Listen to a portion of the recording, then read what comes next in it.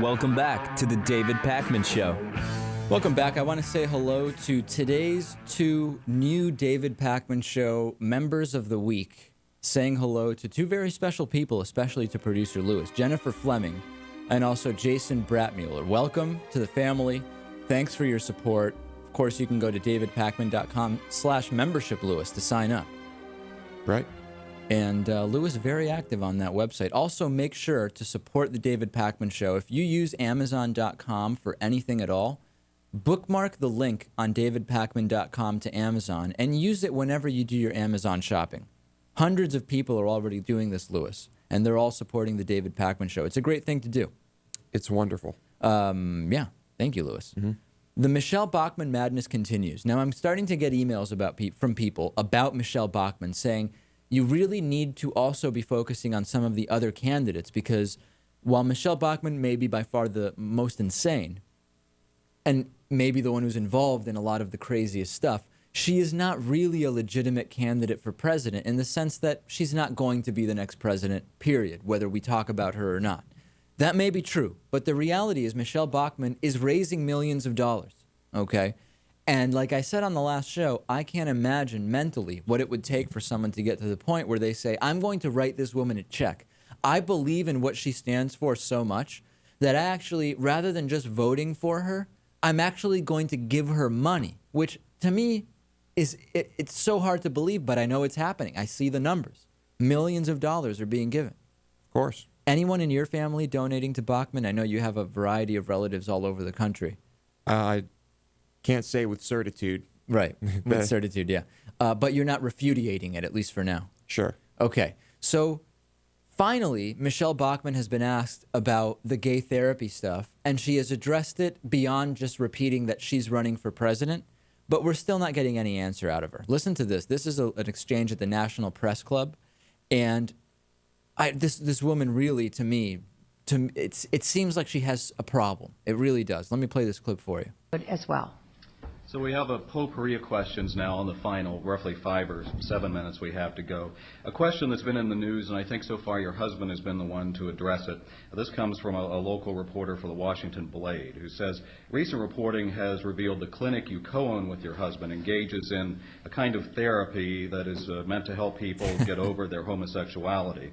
Do you believe that reparative therapy can change gay people into being straight, and has any federal funding gone for your clinic? Well, I'm extremely proud of my husband. I have tremendous respect and admiration for him. And we'll celebrate our 33rd wedding anniversary this coming September. But I am running for the presidency of the United States. My husband is not running for the presidency. Neither are my children, neither is our business, neither is our foster children. And I am more than happy to stand for questions on running for presidency of the United States. Okay, so that's the question, and then there is a follow-up here, Lewis. There's a follow-up. But I love how she always brings up those children, right, when asked other questions. So there's somewhat of a follow-up. Clear, then, you don't believe that your personal finances are something that should be questioned by the American people? I am running for the presidency of the United States, and I have no doubt that every jot and tittle of my life will be fully looked at and inspected prior to November 2012. I have no doubt that every jot and tittle of my candidacy will be inspected. So it's BS, right? Mm-hmm. She's saying the questions are just out of bounds. But here's the reality. We know that this makes absolutely no sense. But let's just examine it even just slightly, Lewis. If you're running for president, okay, and you and your gay husband, I'm sorry, Freudian slip. If you and your anti-gay husband are taking government money you say shouldn't be available to anyone for any reason, to create a place where people pray to Jesus as therapy to stop being gay, it is very, very, very much in the realm of what we can discuss. Why would we argue that it's not?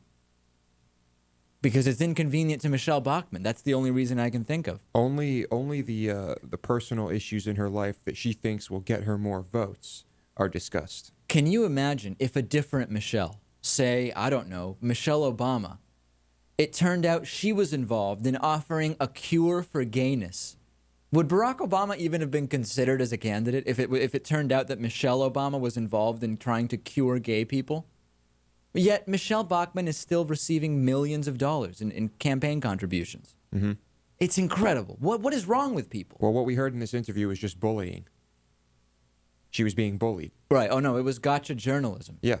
She was trying to be forced into discussing things that are irrelevant. She's honest. She's a great American. And she's an expert in the Constitution. She is, and she knows what the American people want.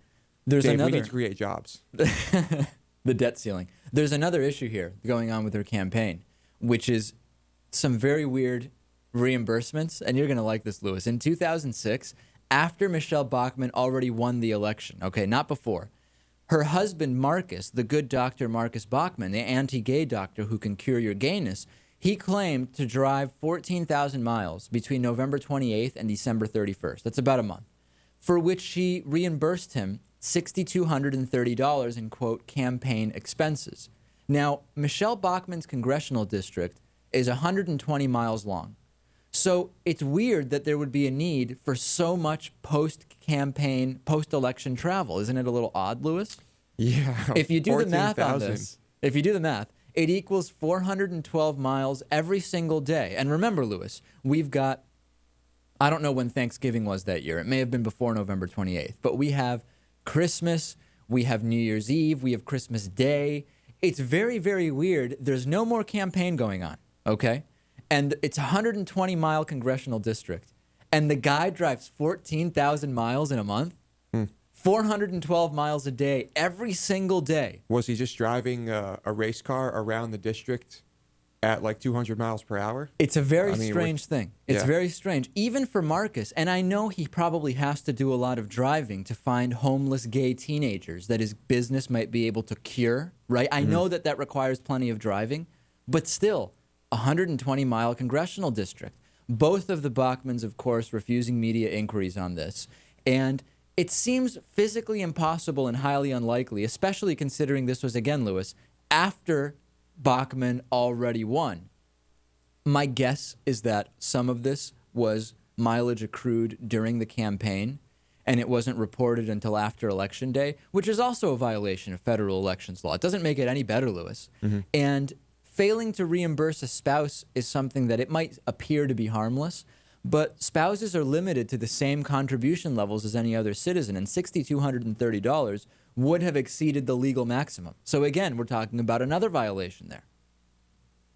And lastly, we don't know, is this a car that Michele Bachmann co-owned? Because if it's a Bachmann and Associates car, which it might be, that could also constitute an illegal corporate contribution. So no answers at all from the Bachmann offices about this. What do you think, Lewis? I think from someone who never answers any questions, I don't expect to get any regarding this. Fair enough.